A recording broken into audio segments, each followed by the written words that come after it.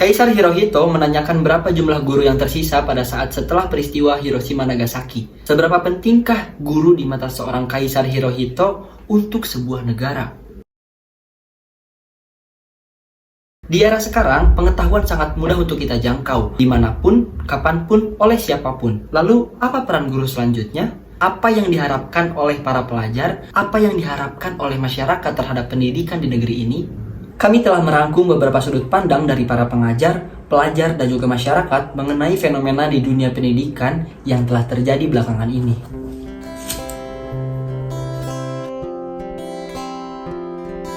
Anak-anak sudah pada pintar sekarang, lalu peran guru apa? Guru bisa jadi teman, sahabat, atau bahkan orang tua. Ada salah satu peran guru yang nggak bisa digantiin sama apapun, yaitu adalah kehadiran dan sentuhan sang guru. Itu nggak akan bisa digantikan oleh siapapun, oleh AI atau teknologi terbaru masa kini gitu. Itu nggak akan bisa digantikan oleh apapun. Di zaman yang serba digital ini, tentunya anak-anak dapat mengakses berbagai informasi apapun dengan mudah gitu, termasuk materi pelajaran sebelum mereka mengikuti pembelajaran di sekolah. Nah, sehingga peran guru di sini bukan lagi hanya mengajar di sekolah pada umumnya saja, akan tetapi guru dituntut untuk lebih aware tentang digitalisasi informasi. Nah, tentunya guru juga harus lebih bisa berkolaborasi dengan orang tua agar dapat mengawasi informasi apa saja sih yang diakses oleh anak-anak, sehingga anak-anak ini dapat mengakses berbagai informasi secara bijak. Anak tidak cukup dengan sebatas hanya pintar. Ada hal penting yang harus dimiliki oleh seorang anak, khususnya bagi pelajar. Tidak hanya pintar, tetapi anak harus memiliki akhlak atau budi pekerti yang baik. Akhlak itu sangat penting. Jika orang hanya pintar saja, tidak berakhlak, maka dunia pun tidak akan menerima dia, khususnya bagi para pelajar. Dalam hal ini saya menjawab pintar secara akademik ya. Jadi apabila anak-anak sudah pintar secara akademiknya, tentu peran guru tidak berhenti di situ. Guru bisa ambil peran lain dengan cara memastikan bahwa guru itu memenuhi segala kebutuhan anak, dan salah satu kebutuhan anak adalah bersosialisasi. Nah, anak yang sudah pintar secara akademik, dia juga kita tuntun untuk bisa bersosialisasi dengan baik dengan masyarakat, dengan lingkungan sekitar. Jadi tentu peran guru tidak hanya, pencapaiannya tidak hanya sebatas pintar saja, tapi lebih dari itu. Dalam hal ini, guru juga harus mampu membantu siswa dalam meningkatkan kecerdasan emosionalnya. Nah, jadi bagaimana cara siswa menanggapi kejadian-kejadian yang terjadi di dalam hidupnya, bagaimana cara mereka mengendalikan diri dan memahami bagaimana mereka harus bersikap dengan orang lain. Selain ilmu ya, tentunya adalah perubahan yang bisa menjadikan mereka pribadi yang lebih baik. Mereka memiliki attitude, memiliki tanggung jawab, mereka bisa memiliki rasa empati yang tinggi. Itu sebenarnya yang diharapkan oleh para guru, selain ilmu dan mata pelajaran yang mereka berikan.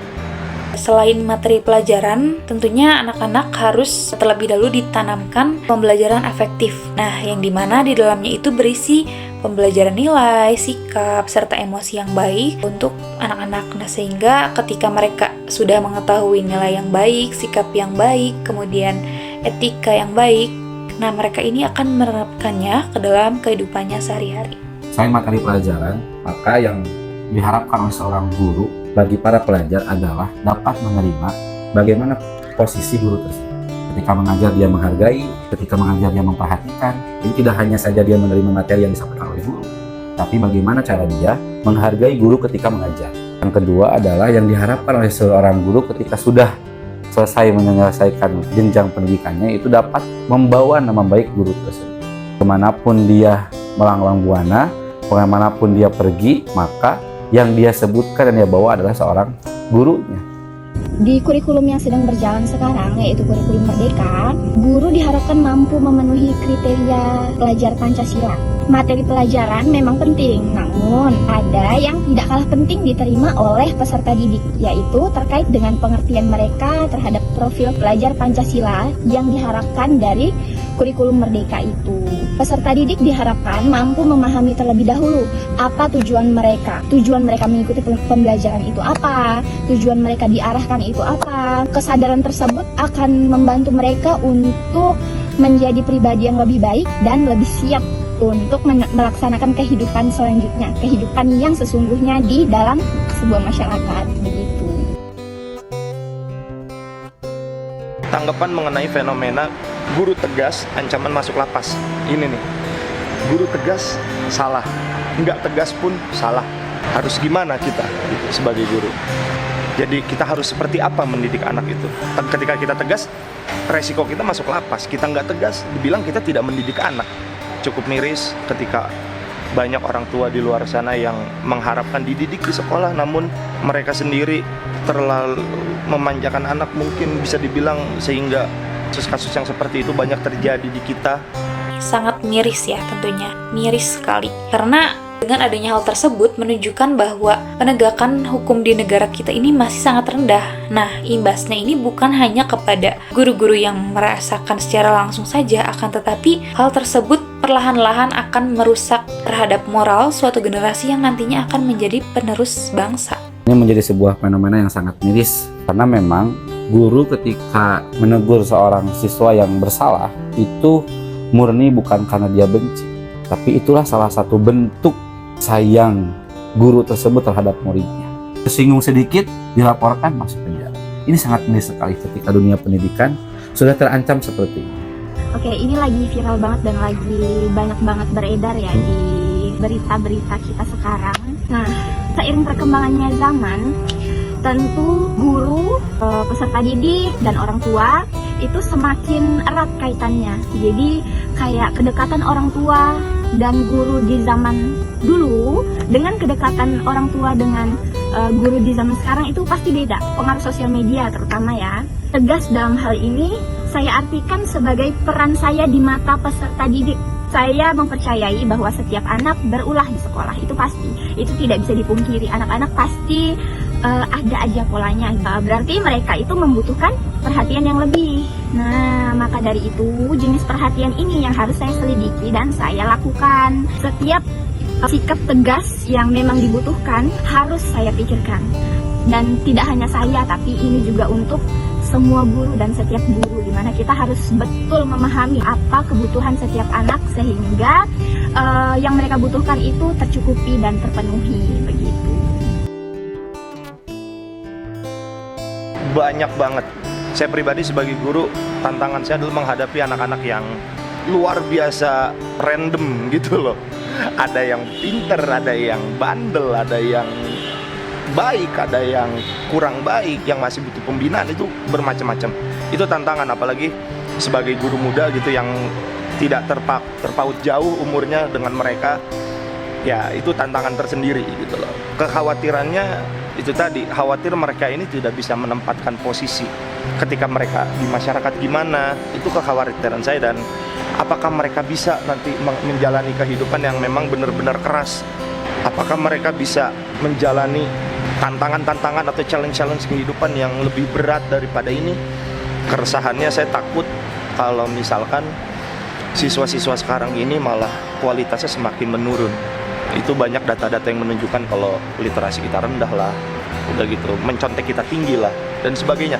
Negara kita masih banyak data-data seperti itu gitu loh. Saya takut angka-angka tersebut malah semakin tinggi dan pelajar-pelajar di Indonesia malah justru terjun bebas kepada kebodohan gitu. Pelajar kita tidak memiliki daya kritis, tidak memiliki empati, apalagi tidak memiliki attitude. Itu yang paling saya resahkan. Rendahnya motivasi belajar siswa. Dengan berbagai faktor yang ada, tentunya guru di sini harus dapat menciptakan suasana pembelajaran yang lebih interaktif serta membuat media pembelajaran yang menarik agar dapat memunculkan motivasi belajar siswa. Nah, akan tetapi di beberapa sekolah, alat penunjang pembelajaran atau akomodasi pembelajaran ini masih sangat rendah, masih belum cukup mumpuni gitu, sehingga hal tersebutlah yang menjadi salah satu keresahan yang dirasakan oleh guru-guru saat ini. Di era sekarang, bagaimana guru disibukkan untuk memikirkan sebuah administrasi. Jadi, guru tidak difokuskan untuk mendidik anak, mendidik supaya anak bagus akhlaknya, pintar ilmunya. Harusnya, guru itu hanya cukup menyiapkan satu saja, modul pelajaran sudah. Tidak usah memikirkan hal-hal yang lain. Guru menyiapkan satu modul pelajaran, mengajar. Itu saja. Dan kekhawatirannya ketika itu, maka guru disibukkan dengan hal itu. Tantangannya yaitu bagaimana ada sebuah aturan yang mengakibatkan guru bingung untuk mengajar. Kalau misalkan tegas muridnya melaporkan ke polisi dan terancam ancaman penjara, itu yang menjadi sebuah tantangan guru di era sekarang. Padahal majunya sebuah generasi dalam satu negara itu tergantung bagaimana guru mendidik sebuah generasi tersebut. Bonus demografi dari 45 itu tidak akan tercapai oleh kita kalau misalkan guru kita gagal mendidik anak-anak kita dari sekarang. Jadi kami secara garis besar itu sangat mengkhawatirkan tentang emosional anak didik kami. Emosional di sini itu bisa kita lihat secara langsung di dalam kelas, di mana cara mereka berperilaku, cara mereka bersikap, cara mereka menanggapi saat proses belajar mengajar itu dipengaruhi oleh apa yang mereka lihat sehari-hari. Seperti yang kita tahu ya, kita nggak bisa mengontrol secara langsung apa yang mereka tonton dan apa yang mereka lihat setiap harinya. Terutama untuk siswa yang sudah diberi izin menggunakan ponsel atau smartphone mereka. Nah, kita tuh juga nggak bisa memastikan apa yang lewat di beranda mereka, apa yang lewat di sosial media yang mereka gunakan. Kekhawatiran saya di sini itu mengenai bagaimana kalau kita sebagai guru itu tidak lagi didengarkan sama mereka, karena sudah terlalu banyak mereka, apa yang mereka dengarkan, apa yang mereka lihat di luar sana itu sudah terlalu banyak, jadi mereka terkontaminasi secara tidak langsung. Jadi kekhawatiran dan keresahan kami ya ada di situ, yaitu takut tidak didengarkan, takut tidak lagi dijadikan contoh sebagai anak-anak. Nah, karena saking banyaknya yang mereka lihat di luar sana. Guru di mata saya adalah salah satu pahlawan paling berjasa untuk menciptakan generasi emas di masa yang akan datang. Karena setiap guru adalah orang yang memang mereka itu bekerja tanpa lelah siang dan malam. Dan mereka tidak memperdulikan apakah benefit atau timbal balik yang mereka dapatkan, yang mereka rasakan itu setara atau tidak dengan effort yang mereka berikan. Dan itu adalah salah satu kemuliaan dari seorang guru. Guru di mata saya adalah orang yang mulia ketiga dari orang tua saya. Orang yang harus kita hormati, orang yang harus kita cintai. Bahkan ketika kita bertemu dengan beliau, kita harus salim atau ucapkan salam kepada beliau. Banyak yang kita dapatkan dari seorang guru kita sebagai pelajar, ilmunya, akhlaknya bisa kita tiru yang baiknya. Di mata saya, guru adalah sosok pahlawan tanpa tanda jasa yang memberikan kontribusi dalam kemajuan bangsa dan sangat berpengaruh dalam kehidupan kita. Selain memberikan ilmu pengetahuan, guru juga sebagai pemandu yang memberikan arah dalam proses kita menuju kesuksesan. Terkadang terdapat keterbatasan akses pendidikan, ketidaksesuaian antara cara mengajar guru dengan cara belajar siswa-siswi tersebut. Karena pastinya setiap pelajar, setiap siswa-siswi itu memiliki cara belajarnya tersendiri. Terkadang ada hawa nafsu juga yang lebih condong menyuruh kita untuk bersantai daripada untuk belajar. Banyaknya tuntutan yang diberikan kepada saya sebagai siswa, sehingga membuat saya kesulitan untuk menyalurkan bakat potensi yang saya miliki. Menjadi pelajar di era digital ini yang pasti saya mempunyai benefit dan tantangannya sendiri. Benefitnya salah satunya saya bisa mengakses banyak informasi lebih mudah. Namun tantangan-tantangan yang saya hadapi yaitu saya masih suka bingung mana informasi yang benar, mana informasi yang salah. Selain itu juga banyak godaan dari gadget. Salah satunya gadget itu mudah sekali mengganggu fokus kita dalam belajar. Itu balik lagi tergantung dari maksud dan tujuan mengapa guru tersebut tegas. Semisal ketegasan yang diberikan oleh guru tersebut itu memang untuk siswa-siswi itu tersendiri, untuk manfaat dan kebaikan dari siswa itu tersendiri, maka itu adalah salah satu hal yang tidak boleh dilaporkan, tidak boleh dipermasalahkan, tidak boleh dituntut.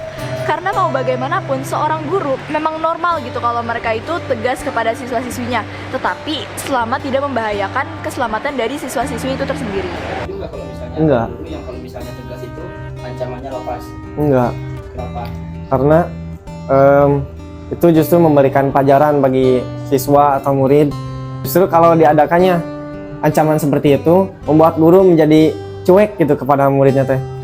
Menurut pandangan saya sangat tidak setuju dengan guru tegas ancaman masuk lapas.